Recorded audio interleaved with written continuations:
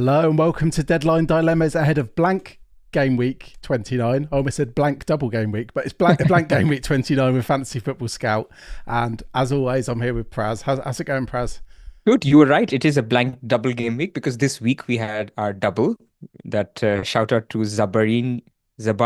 I should know his We should pronunciation now. now. Uh, but even others, right? People who didn't also had Zabarni probably had Barkley or Doughty or some had both. So good week. So we enjoyed the double game week bonanza, and now we enjoy the blank game week bonanza. And it feels like this is the game week we've been looking forward, well, not even looking forward to, but we've been talking about it Fixated on. loads. Yeah. And now it gets to the week and everyone's like, oh, what do we do? This looks awful. Yeah. I mean, it's gone from these are the probabilities for this week to these what are the upsets that could happen to okay, these are the confirmed fixtures to are you free hitting or not free hitting and people fighting over which is the right strategy. So yeah, to be honest, mostly looking forward to getting done with this week because then the real fun starts with all good teams again game week 30 and beyond. That's the thing. It's back to hits, wild cards, and all that stuff. But I guess Exactly. at least this week we can just concentrate on 29, getting through As simple as 29. that. Although we are recording during the Villa game, so we've just seen Watkins walk off the field. I mean, more could happen in the second half as well. So we haven't got the full picture yet. This was always the risk with the two key teams, West Ham and Villa playing on Thursday. But look, I mean, we've got very contrasting outcomes from the two games where West Ham winning 5-0, obviously easier opposition than Villa. Then that gives you some kind of a pull to buy more West Ham players. And then on the other side, Watkins is in. Should we just start with Watkins? Because everyone wants to know what we think of Watkins and what should they do, free hit or not free hit. So I think we should. he's what, Yeah, yeah. it's breaking news, basically. Exactly. So look, he got this knee injury. He then played on. He scored a goal. He then basically fell, asked for a substitution, and then he was helped off the field by Bailey. So that's what we know. Now, some people will the pessimists will say that he could still start. We don't know. This happened against Bournemouth, and he got that goal and assist, and we won't know, right? I mean, I don't even know if Emery has a press conference tomorrow. I think the optimist will say the England game is really important here because they will have they have announced the squad, he's in it. But if he withdraws from the squad, now that's a red flag, and you know that he probably doesn't make the West Ham game. Otherwise, you just play and hope to sort of get a start. But for free hitters, it then becomes a little bit of a dilemma. I mean, where are you with Watkins? I mean, I think you made a really good point on the England squad because not only that, it's not just any England squad. Like this is the final England squad before the teams picked for the Euros. And two tough games. In two tough games. And I mean, Watkins is obviously, there's been strong arguments to have him in the side. I mean, some people are trying to argue he should be in the starting 11, but let's not go that far. But he's competing with Tony because it's a 23-man squad as well. So I think, yeah, if there's any chance he's going to be, that he can be fit, I think he wouldn't just pull out as a precaution. Exactly. He would pull out if he's, if he's not going to be able to play. That's my thoughts on it. Really early thoughts though, aren't they? Absolutely. And that for me is a bigger barometer than whatever Unai Emery says. If he's basically by tomorrow we hear that Watkins' injury is bad and he's pulled out of England, that's a red flag. And for me, then that even becomes a sell if you're on a not on a free hit. Potentially. I mean, we'll talk about Watkins and what you should do with him if you're not on a free hit. And for free hitters, that would be enough for me to say that I'm just going to go with someone else because he's not going to play, even if he's okay. But if he withdraws from England, that's a big enough red flag that he doesn't either start or he has limited minutes in that game against West Ham. Simple as that. Well, it is interesting. I know you said talk about it later, but I mean, I know just one team I'm looking at that's playing through without free hit is that Andy FPL mode. And I know he's bringing in Tony this week, and I think he's bringing in Tony for Solanke. But like you say, I think it would be, if Watkins is definitely out, you can then keep Solanke. He's got Everton at home in 30. And yeah, just get rid of Watkins. Although I guess people are going to have a lot of value tied up, but his fixtures do turn horrific. He was a sell after game week 30 anyway. for Darwin or Isak, and I think he's just a sell. Now, obviously, with that strategy, if you're not on a free hit and you, instead of taking out a Solanke, you take out a Watkins, you are one player shorter than you would have been if Watkins was fit. So, but yeah, it does work from a longer term perspective if you were going to move him on. I mean, some people are looking at Muniz, for example, to afford somebody like a Salah in Game Week 30. It could be Watkins, but I don't think we can say now, because let's say the other thing, which is basically, let's say he's still part of the squad and Emery comes out. If he does, he'll probably be asked at the end of the game anyway, so we need to wait for those quotes. If he comes out and says that he's okay, he's 50-50, we'll see. He's still in the England squad. I think he's an easy hold then, because that's an extra player that you get and you don't need to do anything with him. Then the dilemma's probably on the free hitters more than the Then non-free the dilemma's hitters. on the free hitters. Yeah. And I know you mentioned it to me before we started, before we went live, about the situation with Watkins. Was it against Bournemouth? Was it Bournemouth, where people sold him for Darwin, right? Yeah, guilty. And was guilty of that. And yeah. So yeah, it would be another situation. I mean, I suppose if he's going to make the bench, a bit like a lot of other risky players for 29, you just take the 1 pointer and hope it's more. But I mean, we might see in 45 minutes time, we might see Watkins doing laps of the pitch, running around, sliding on the pitch. So let's wait and see, I guess. Yeah, so I think it's good to talk both scenarios. Yeah. I think in the scenario where he's iffy, but Emery is more positive and he's still in the England squad, I think a lot of free hitters will just say, we'll start him. And if he cameos, then I'm in the same boat as 99.9% of the people. If he doesn't play and I get a sub on, I win, or I get more points from my first sub. And if he plays, then I'm fine as well. So maybe that's the way people will look at it. No matter how late in the week we record, we can't. There's always some hot topic or bit of drama to discuss. But your tweet always I always remember your tweet, which is wait for more information. Basically, every time when you get more information, the next step is to wait for more information. It's so true though. It's so true. Absolutely true. I remember that FA Cup round. I was so excited about it. All the results happen, and it's like, oh, now we wait. And it's so true. Absolutely. Yeah. So should we get into? I guess we'll get into this game week, and as always, we're using Rob T's golden clean sheet odds, which I've just put on the screen now. But obviously, there's only 4 games, and they're very, very hard to call this week. There's not an absolute domination. I mean, if we look at all the away teams are favourites to win, which is a bit of a unique quirk of this week as well. We haven't got that easy home banker, and every team's projected to score between 1.25 goals, which is Burnley, and then 1.85, which is Tottenham, which is, it's a pretty small gap between all 8 of them. Yeah, because as you said, the better team is away, so you can't project. I mean, if these fixtures were reverse, I would say Brentford would be 2+ to score against Burnley at home. I would say Forest would be even 2+ against Luton. Spurs would definitely be 2+, and maybe even Villa. So it's just the away factor which changes things, but that's with reason, because away teams tend to do worse than home teams in general. So look, I mean, I don't have much to say in terms of calling these games because they are close. I mean, all I would say is let's talk defense and let's talk attack. Sounds good. In defense, I don't think people have any choice but to just pick defenders that can get attacking returns, and then you pray for a clean sheet. And I think that's where most free hit drafts are going, because they're looking at Doughty, Reguilon, Porro, or now a new name has entered the hat, Cresswell. That's where people are, right? Yeah, I mean, it's been looking at those attacking defenders, and obviously we need Reguilon to be fit because he's probably one of the template back 3. We don't know what's happening with the Villa defenders until the end of the game. Let's see who plays 90 minutes, or I mean, it could technically be more. Could it? Yeah. So I was just seeing what the latest score is. It's still it's 1-0, isn't it? It's 1-0. Yeah, it's 1-0. So yeah, I do think I want, just from defenders. I mean, looking at the odds, I mean, Brentford are only a smidgen ahead of the next best, which is Forest at 25% for those listening, and then Brentford have got a 29% chance for clean. Right. So I do want something from Brentford, whether it's Flecken or the double, but I mean, I'm not feeling a triple up. I think I just want one, just because I feel better about myself that I've got, the best chance for a clean sheet. So you're saying one from Brentford only? No, at least one. I think I did look at some drafts that didn't have any Brentford defenders, and I just think that's... Oh, really? But that's just leaving myself too exposed. I know it's only maybe 5% between some of these, but I've still got But to then favour who that. else, right? The problem is whenever someone discusses their pick in free hit and they say they don't really feel it, you will also not feel it in whoever else you go for.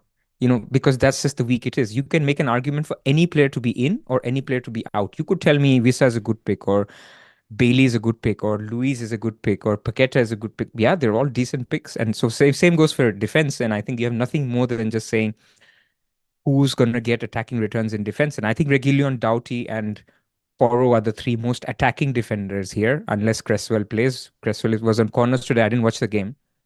But so that's the starting point. And then in goalkeepers, again, you have no other metric than clean sheet odds to decide who you should have as a goalkeeper. And then, as we all know, that goalkeepers are so random where, Flecken's got the best chance of a clean sheet, but I can't see Burnley, having like 9 shots on target, 10 shots on target, anything like that, where you're going to get the absolute haul. And also just watching the game yesterday, I know we spoke a little bit before the game and I was looking at 2 Luton defenders. And I mean, after the first half, that was feeling like pretty like, oh, that actually that could work. That could work, yeah. Then the second half happened and it was like, oh no, that probably can't work. And that's why I've not been a fan of owning Doughty for so long. Yeah. Because, even in that, what did he get? 5 points in a double. Yeah, he got 5, didn't he? Over 2 games. Over 2 games, yeah. And he got an attacking return. Yeah. And so that over 1 game. And I still think Doughty's the most important defender because the clean sheet odds are so low. He does have genuine attacking output, but 22% chance of a clean sheet. I guess that's mainly because they're playing Forest. mainly because they're Luton. I mean, are you saying 22 is high? I think it seems quite high. Okay. It's high for them. Yeah. I mean, their games are fun, right? I mean, and you'll see my free hit draft. Basically, my takeaway from yesterday's game was I need more players in that game. Luton Forest, maybe 2 each. And that's where maybe we end up if we got. I mean, I've got double midfield and I've got Morris and I've got Doughty. But Morris is first bench, but maybe he plays if Watkins is out. But we'll come to my draft in a second. I do want to also shout out Colm, who's mentioned Nico Williams. He's a decent shout as well. Because Nuno's playing 4-5 at the back. I should know this. No, he is. And I think Nico's played a lot of games in a row now as well. He's fairly nailed. Yeah, so there's him or there's Toffolo, who I don't think is as nailed. And I don't think with the defenders I want to be playing like roulette. Like a couple of the Brentford defenders, actually the popular Brentford defenders could become that. Yep. As in Reguilon, obviously he's come back from this injury and it was a hamstring injury. So I like the Nico Williams shout. And that's the game, actually, Luton Forest. I feel like I could go for 3 of either, not both, but I just don't know which way to go. What, and have 6 from them? No, not 6. I mean, at least like 1 or 2 from each. To have... Basically, if you turn it, instead of clean sheet odds and goal scoring odds, if you turn it and say number of goals scored in the game, I would bet this is the game that has the most number of goals in the game, in total. I could see that. But I mean, so something, I wasn't that hot on Morris on Scoutcast, and now I am. I'm going to go Morris no matter what. Like he was very unlucky not to score yesterday as well. He was, yeah. I think it was the only save Neto made was from Morris. But yeah, I just don't know. I wouldn't go for a midfielder from Luton. That's the thing. I don't really fancy the Barkley pick. Yeah. Despite him scoring yesterday. So I mean, there's 2 Forest midfielders we could go for, but there's some minutes risk and penalty uncertainty, I suppose. And it all depends on your mate Chris Wood, really, doesn't it? Because it does. He's the one who could take penalties. And I know you did a lot of research into that. Like it feels like months ago now when you owned Wood for a while. Well, Wood for me will take the pen if they get it. But Gibbs White, Wood won't be on the pitch the whole time. Awani will come on. Whether it comes on for him or not, we don't know. But I think I've spoken to a few Forest fans and they think that Nuno loves Chris Wood. And because he's the striker, he's good at pens, that he'll take them. But I don't know enough. Like, Gibbs White has got a good record. He's been taking the penalties. I just think the Ilanga is a good shout anyway, because I looked at the underlying data for Gibbs White.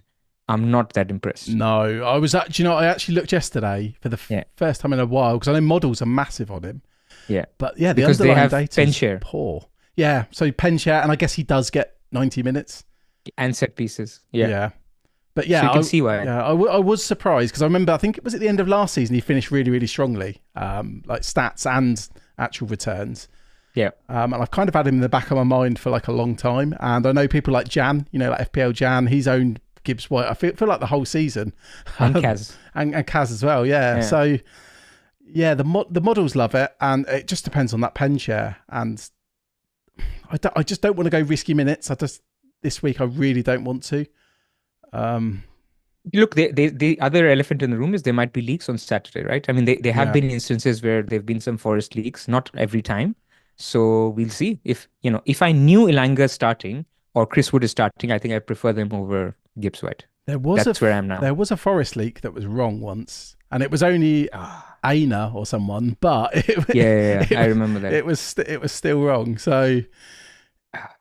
And I mean, it just feels like it could be a week where someone thinks, oh, this would be a funny time to prank, their mini league rivals got free hit. I mean, by this time, I think people should now, because this has become the norm this season, I think by this time people know who are the trustworthy sources. Maybe not for Forest.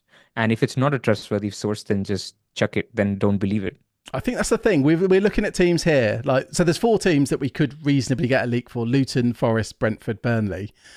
Yeah. I don't know anyone who specialises in those teams. Like I speak to Bricky a lot if I want to know the Luton team, but he's just making an educated guess.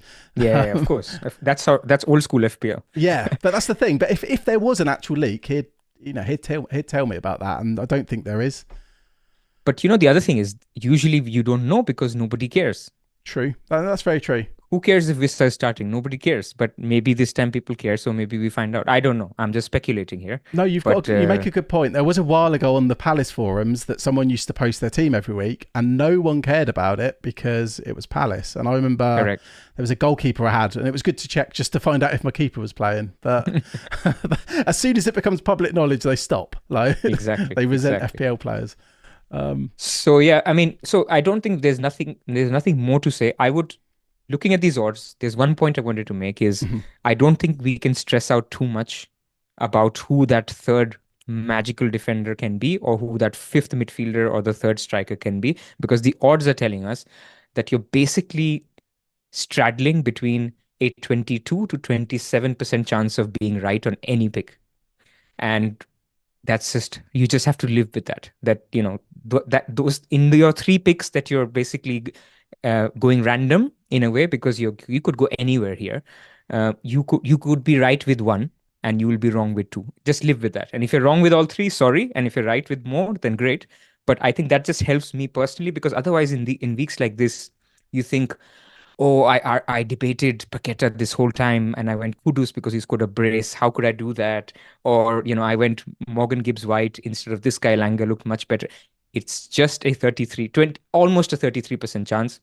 I think we have to remember that and not be hard on ourselves when the actual result comes out. No, I fully agree. I think the reason I sound a bit indecisive if I'd go triple Luton or triple Forest is something we haven't discussed, which is just, you can go for a safe team that's projected to get the most points. You've got the Brentford defenders, you've got the best chance for a clean sheet, but you can obviously end up with players against each other, can't you? You can end up with you're playing Doughty, but then you're playing 2 or 3 Forest attackers, and you're hedging. Whereas if you went triple Luton, like the idea I had yesterday, I'm not going to do 2 Luton defenders and Morris, don't go for any Forest, because it's it's such a close call. If you get that right, you can absolutely fly. A bit like people who play daily fantasy games. I don't play many myself, but it's you increase your ceiling if you pick your horses, and those horses are from the same team or one team, not against the other. Then you're right, because both it's very low likelihood that both Doughty has a 15-pointer haul, and Morgan Gibbs White has a 15-point haul. That just is very, very unlikely. That's the thing. I mean, what happened yesterday was extreme. Like with Zavani getting, what was it, 6 points? Correct. And Kabore and Doughty getting returns. Exactly. And the strikers. Yeah, that's rare. Exactly. So we're not going to get 4 rules with defender goals. It's very, very unlikely. I feel I should, it worked when I was doing the wire. I feel I should stress no defenders are going to get attacking returns this week. It's not the week to get them. Oh, that's bold. I hadn't actually listened yet, so I didn't realise that. No. I said Oh, on did the you say wire before last week, Zabani? I said there is no chance in hell that he gets any attacking return. So I'm just going to repeat it and say there's no chance that Doughty, Porro, or Regulion get anything this week. Well, something I said on Scoutcast, I said Zabani feels like a 2 or a 6 pointer. So in a way, I was absolutely 100% right because he got a 2 and 2 pointer, 6? then a 6. Yeah. Yeah. Absolutely. Absolutely. But should we move on? We've got some. So obviously, this is the team overview. These are the team odds. You then found this. I'm assuming this is Simon's put this together. It's just a guess, No, but I this could be is very also wrong. Rob T. Oh, this is also Rob. Rob T. Sorry, Rob. So Rob, basically, when people looked at that and they said, hey, look, the average number of goals is so low and the average clean sheet odds are so low. So he then basically shared this and said, guys, on average, the expected goals is 1.5. This week, the expected goals are 1.5. On average, the clean sheet odds are 25%. This week, the clean sheet odds are 22%. So it is not that bad a week. I think the problem is the standard deviation, which is basically saying there is no fixture where, Liverpool are playing Sheffield United, where everybody can triple up. But for people who are on free hit, I also want to tell you, whenever Liverpool plays Sheffield United, everybody has Salah, has Captain Salah, everybody has Darwin, and everybody has Trent. I'm just using an example. So you don't really make the same gains. So there is opportunity here. Somebody will still score goals. Somebody might still keep a clean sheet. It's not that bad. Yeah, it's probably going to be a 50-point week for free hitters. For non-free hitters, around a 40-point week. It's fine. It's not the end of the world. It's still worth it. And it's still worth putting out 11 players or getting as close to 11 as you can and to avoid hits and use a free hit instead if you have to use 5 hits or 6 hits. No, I like that way of seeing it, actually. That's really useful because obviously I hadn't seen this till you sent it to me earlier. And it just gets you thinking because obviously so many weeks we have, like you say, we have all the big players from the big teams. Like we're captain Haaland, we play Foden, City will win 4-0 and we feel like geniuses. So I guess now it's almost like playing on hard mode or harder mode anyway. Exactly. Yeah, Villav's just scored. Bailey. Oh, wow. So he could be one we're talking about Bailey, in a minute. Paqueta, Kudus have all scored this week. Oh, man. Yeah, no, this is. I almost want to like disregard it a little bit, like because I don't want to get these things in my head. Like I had at half time with Luton, thinking, "Oh, Luton are the best team in the league." Correct. But yeah, I've also put another Rob T screenshot on the screen. So this is just this is player level. So we've done team level. This is player level. So I guess this also links in with captaincy before we get to our possible free hit teams. So I mean, Son and Tony like absolutely lead the way here, don't they?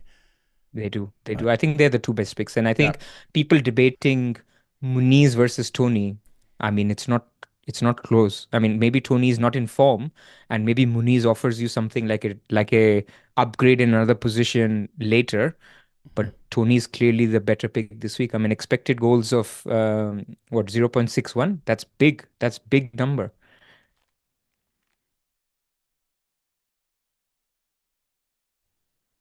You lost me. Sorry. Yeah. No, I heard you. No, I got most of it. We got most of it. Yeah. But it's also interesting looking at like where Morris is, for example, because obviously Morris is in that bracket with Awoniyi, with Fafana, with Muniz, like all really, really close. They're all between 0.44 projected goals and 0.39. So I guess it's just with Morris, you've got the minutes. Well, he's a good minutes guy, isn't he? Does he get some? No, as in, I think that's why I feel more comfortable with him because you've got the minutes. Whereas someone like Awoniyi, you're really gambling if you go for him because obviously you've just talked about Wood, for example. Yeah. I mean, I was looking at Morris. Do you think that 30% share is reasonable? That he gets 30% of Luton's goals? I mean, based on yesterday, no. But I mean, he did, like we said, he had that big chance. Yeah. I guess if he gets 30% of XG or not, I mean, I'll have to think about it. I've been very off Morris, maybe wrongly, but when I look at data like this and I look at, this is why unbiased friends like models or stats work, because sometimes you have a bias which you then need to see, is this a bias that I'm just trying to be different because non-free hitters have Morris, or should I be thinking about it more? So I need to think about Morris a little bit more, because if he's this high in terms of expected goals and he's higher than Awoniyi, higher than Muniz, higher than Chris Wood, higher than Wissa, who seems to be a new emerging darling, then there is something to it. And is it just the penalties or is it something else? If Adebayo is still out, that helps the minutes as well, or it helps his positioning. That's so a big thing. I'll watch that. Adebayo is a big thing, and I think that's why on Monday I was a little bit colder on Morris. But also, I suppose if we looked at the last screen, it's what they're projected to score 1.4 goals. So Yeah. obviously, them scoring 4 goals is an outlier, isn't it? So maybe it is in the real world where Luton are probably going to average 1 to 2 goals every week. He's on penalties. That's going to be a big chunk of it, and just actually being on the pitch. I mean, I don't know if you've talked to Bricky, who's a friend of yours, who's a Luton fan. Yep. What do you think is their reaction? And now we're getting into very narrative territory. Like they've just had, it's very tiring, right? You're 3-0 up, or actually tiring is not the word, demoralizing. You're 3-0 up, you lose 4-3. You could have gone above Forest in the last game, and now you're playing them. How would you think they'd react? I mean, I've not actually spoke to him since the game, because he messaged at half time when they were 3-0 up saying, I've seen us lose 4-3 when we're 3-0 up, and obviously they did. It's a weird one, isn't it? Because you've still got to be delighted you went 3 goals up by half time. Yeah. I think it's something we've got to ignore. There seems to be too many narratives we can put in. I mean, they're obviously Rich losing capable 4 of goals, 3-0 up. I mean, imagine that journey back home. I mean, Bournemouth to Luton is not that not far. too far, but no, I get what you're saying. I do. But like not you said, even a draw. They keep scoring though. They are scoring goals. I mean, I think it was last week we said the last time they hadn't scored was against Man United, like a Premier League game.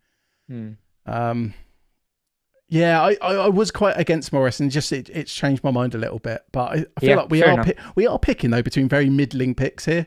So exactly. I kind of like to go back to the rule of 90 minutes and penalties is good for a team that is expected to go similar-ish goals than other teams. I think you've made my mind. When you're comparing it to players like, I mean, Muniz, we don't think's on pens. Fofana, Burnley fans think he might be. Wanyi, he's not on pens, is he at all? So, no. But obviously, I guess, but that part of that's all baked into these odds, isn't it? That it is. I mean, there's a couple of questions on strikers in the chat. So why is Wanyi not getting the minutes? It's because he's come off an injury and he's not showing the same rhythm, I suppose, and also Nuno loves Chris Wood, and this Broya thing which has been going on, it is absolute bullshit. So sorry to have that view. No. That he has to start to this 10 game. I mean, Fulham have known this since they did the loan. The internet has found out this week. That does not mean that because the internet has found out that Fulham will say, oh, we're going to save 4 million and now start to play this other guy instead of this other guy who's been scoring every single game. One position in the Premier League is what, 3 million? Yeah, exactly. And 4 million is nothing to a Premier League club. And like you said, they've noticed before. I've noticed there's been a lot of clickbait. I think there's a lot of football articles now where journalists realise if they clickbait it towards FPL, it's going to get more eyes. Like the Neto interview the other day. The Neto one, I saw what you said. And then obviously with this Muniz thing, like you said, he's got to play. Once you actually click on it, he's got to play every single game. So Brocia's got to play every single Premier League game to avoid it. So can you imagine the backlash if they started playing Broya every game and Muniz doesn't get another start till the end of the season? Can you imagine? Someone did say, why don't they start him and take him off after 2 minutes? If that's the clause. But yeah, just get the money. But yeah, I think that's worth ignoring. I think, should we move on to our drafts? Because we've talked a lot about the picks, but and obviously these can change, but yours is on the screen now. And obviously this was pre-Watkins. Okay, I don't have an open, but I will go by memory. I've got Flecken in goal. I've got Reguilon, Porro, and Doughty. Yep. This is the first time I'll own a Luton player all season, by the way. So that's... Oh, wow. You're starting with Doughty. Exactly. I have no Doughty that he'll be in my team. Sorry about that. Then I have Son, Maddison, and Bowen. I don't think these 3 guys are leaving the team. And I'm pretty sure, apart from Porro, my defense is not changing, or maybe even Flecken actually. But we'll come to who are still not locks. Then the 2 midfield slots are open at the moment. After watching the game, I was like, look, I want a Forest attacker. Then I started talking to some fans, and they're like, you have to get Elanga. He's the guy. He's going to start. Mark Southern thinks he'll start. I talked to a couple of other fans, Joe and Matt. Shout out to them. They all think Elanga is the better pick. And then I think Morgan Gibbs-White is also a good pick. So I just put both of them in. It might change into Chris Wood plus, so I was tempted by double Forest. Rested, all the narrative of rested, playing a big game, attacking. Luton is always open for goals. So there, and I don't think Tony is a lock. Watkins was a lock. We'll see where he is. But I think we've already talked about Watkins at the beginning of the stream, or on what the views will be on him. If he's out of the England squad, then he's out of my team. I'll start Morris. If he's in the England squad, I'll probably start Watkins and keep Morris first bench. That's where I am at the moment. Where would you lie on? So let's just pretend Watkins is out, because regardless, it's a dead spot because everyone's going to have Watkins if he's fit. Yeah. So you've got the two Forest mids. Let's say you're confident that Chris Wood starts for some reason, and obviously you're confident he's on pens. I'd take out. Would you go for him over Morris? No, I won't go triple attack. No. I think that's too much. I think Okay. I think double Forest is enough, because Forest could lose 1-0, man. I mean, I agree. I'm not. Yeah. I mean, Forest are not great.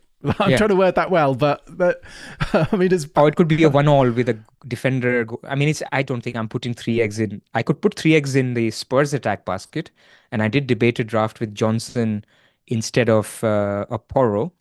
But then the problem I have with that is that my defense, I don't like anybody else. So Cresswell would be one where he was good tonight, but this was his second start. Does he play again? I don't know what the Emerson situation is. So I'm not too comfortable. And also it's West Ham. I don't want. Basically, if Watkins is out, I'd like only Bowen from that game, because I don't want to call it. They've both played on Thursday. Villa could beat them. You could have the narrative that Villa are desperate for a bounce back. They're beating Ajax tonight. That's huge. Mm-hmm. So it's a big game, and they would be on the up. Or you could have the narrative, oh, Watkins is out.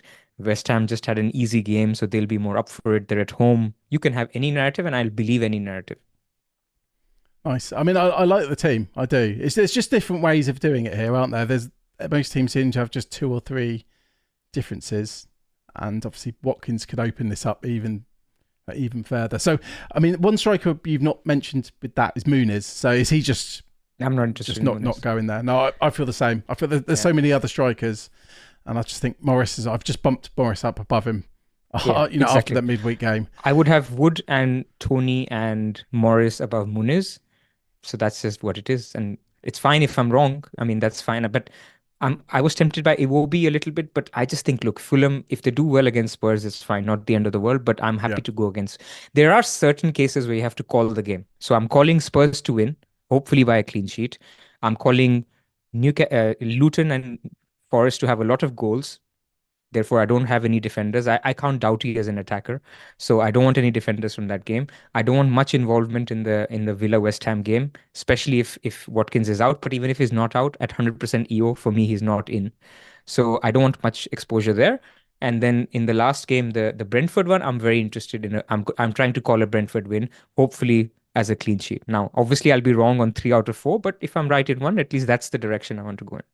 Nice. And goalkeeper, are you set on Flecken? I love talking about goalkeepers. The debate is between 3 for me: Flecken, Martinez, and Leno, for different reasons. I think Flecken, highest clean sheet odds. Martinez, the best penalty saver, I think, in the list.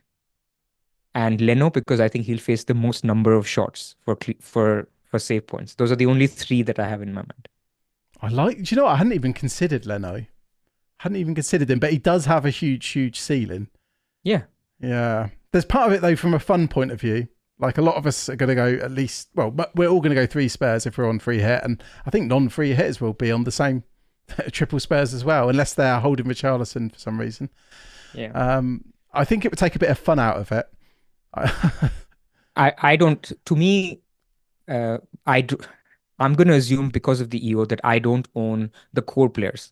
I'm not worried about Spurs attack. So if I have to go Spurs attack versus Leno, I don't care. If Leno keeps a clean sheet, I would actually gain way more than, the loss from a Maddison and a Son. Son's going to be 160, 70% EO anyway, maybe even more.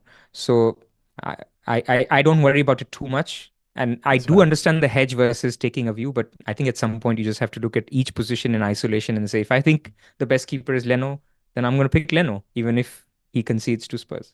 Talking of EO, actually, how much consideration have you given to EO? Because something in my head has been another little bonus of Morris. Well, I'm torn here because I do like going against it, but there's this non-free hit template. Yeah. And it's going to have like Morris is going to be key on it because people have sold Haaland to get to Morris, and obviously Areola. Now, Areola I've completely ruled out. I'm not going there. don't care. But Yeah. there is that little bonus with Morris that at least our free hits won't be destroyed if Morris turns up and scores like a brace or a hat trick or I'm trying not to think about it yeah. because But now you you will are. have four other players that will give you an edge, Mhm. and you have to be very unlucky for that to happen. So, I mean, not really, but yeah, I can't lie that you don't think about, like I am also thinking, but I would never pick Areola, like you said. That's just fine. If Areola saves another penalty, then so be it. Shit happens. Yeah. So, yeah. No, I agree. I'm just going to put mine out. I mean, mine doesn't look that much different at all. And I haven't actually clicked the button yet, although Have you not? I haven't. Well, the money doesn't matter, does it? So I've had to use FPL team because I haven't clicked the button yet. I did it on Sunday. I was so bored. I was just thinking, is there a chance something happens and I won't want to free hit? And probably not. There's probably more chance something happens to me that I don't want to, and then I haven't activated my free hit. But yeah, my team's quite similar. So we've got the same defenders and keeper at the moment. I think Reguilon, I don't want to go there if we're not 100% sure he's going to start. But then finding someone else is really, really difficult. And it's why I was looking at another Luton wing back, like a Kabore, or even Burke's got good numbers. I know he's a centre back, but he does have like pretty decent numbers. So yeah, I'll just go for that because they've got like the attacking upside, like you talked about, and I don't know which Villa one I'd play. Right. I've got Gibbs White. Yeah, his stats aren't impressive, but I'm pretty confident he's going to get 90 minutes. And I mean, you've got me a bit worried about penalties now. But I do want a Forest player. I think I'd be mad not to have at least one. I think so. And I think the strikers is quite risky at the moment, like picking between Wood and Nwonyi. But maybe Watkins would change that. I'll have to have a think after the stream. Maddison and Son, easy captain. Bowen is my EO pick. Like, really? Bowen's good, man. I'm not. I just don't know. I've never been like a huge fan of him. I mean, he's not even close to the top 5 midfielders, but this week he is. No, I mean, I can justify it because it's an EO pick anyway, and I think I'd be mad not to. I think there's not better midfielders anyway. But I think there was part of me that was wondering, could I go against it? Like, could I go Kudus, for example, or Ward-Prowse? But I think I'm just giving up. Was benched again tonight. I didn't actually. To be fair, I didn't actually watch the West Ham game, and I did see he was subbed off at half time, wasn't he, in the last league game, I believe, as well. So anyway, I am going to go for Bowen. It doesn't fill me with glee. I don't know why. I know you're a fan because you almost bought him before. He scored the hat trick. I'm not a fan. I hate him because I didn't get him for his hat trick. But I think he's a decent pick, especially because now they've started playing Antonio up top again. So I think this formation of Kudus and Bowen on the wings and Paqueta just behind, I think that's working well. And that's why Ward-Prowse is not playing, because Paqueta is playing just behind. I'm not a West Ham fan. It's just the last couple of lineups basically show that's something like that is happening. So I am interested in a second West Ham. Especially somebody in the chat is saying Diogo Carlos is injured as well. Really? And they've brought in Longley. But look, we will all tinker. I think what's clear is our defense and our goalkeeper is not going to change too much. Maybe the goalkeeper, maybe the third defender. I think the midfield of Son, Bowen, and Maddison, and the strike force of Tony and Watkins, if he's fit, that's not going to change much. And then it's about these two spots, right? You've got Gibbs White and Morris. I've got Gibbs White and Elanga. That's the difference. That's the thing. And a lot will depend on, once we finish the stream, have a look at Villa, because I want to see how many minutes Bailey plays, for example. Because, I did have Bailey over Morris the other day, and that could still happen. Obviously, if Watkins is out, so at the moment up front, I've got Morris, Watkins, Tony. Bailey could come in and I could play him instead of Watkins. Otherwise, I could look at Morris, Tony, Visser. But I think that Visser's a little bit risky as well. A lot of the Brentford players seem to have risk outside of Tony. Visser, the thing I wanted to say is a lot of people do like as well. He likes Visser. Problem is, Visser has been playing 2 up top because they've been playing 5-3-2 against tougher teams. He won't play up top again because they will play 4 at the back against an easier opposition. So he will play on the wing. Maybe it's Mopai who also plays. I don't know. And Bumo could be in the squad. So I'm a little bit off Visser. It's a bit too much risk. And I do think if I was confident Bailey started, I'd go Bailey over him. Or, I mean, I might even then look at the Elanga punt like you're doing. Yeah. Or you've got in your current team anyway. But yeah, and I wouldn't mind having a bit more fun with the keeper. But I think part of me, I'd kick myself if the obvious clean sheet, or say obvious, the most likely clean sheet came in and I've just gone for some like Martinez goalkeeper or something like that. I think that back four picks itself. If there was huge conviction on somebody like a Brennan Johnson or Wissa, then you'd see this change and somebody else would have another third defender, but it doesn't feel like there's any need to. No, I do think Brennan Johnson would be a lot more popular if we weren't so reliant on Porro or Udogie as our defender. I agree. I agree. Good question. We're not seeing many Luises in our teams. Any interest in Douglas Luiz? It's funny because talk about penalties a lot, but he just got 2 assists tonight. Another 2 assists. I mean, they're at home, aren't they? They're at home. There's that home away split. There's no McGinn. I'm building narrative because I don't want him. We've had several opportunities to get him and haven't. So, I hate him. So do I. I think I couldn't do it. I couldn't do it, even if he kills us again. And I think a lot of people that have got Luiz are free hitting this week anyway. Are they? Well, the handful of teams I know that have got Luiz are free hitting this week. Like I know Seb has Luiz. Is Seb free hitting? I'm pretty sure. I thought he had like 9 players. I'm surprised. Do you know what? He wasn't on Scoutcast was he on Scoutcast on Monday? God, my memory is all. This is worrying, Rich. I've had a very stressful day with Reading, so that's all I'm saying. Okay, forgiven then.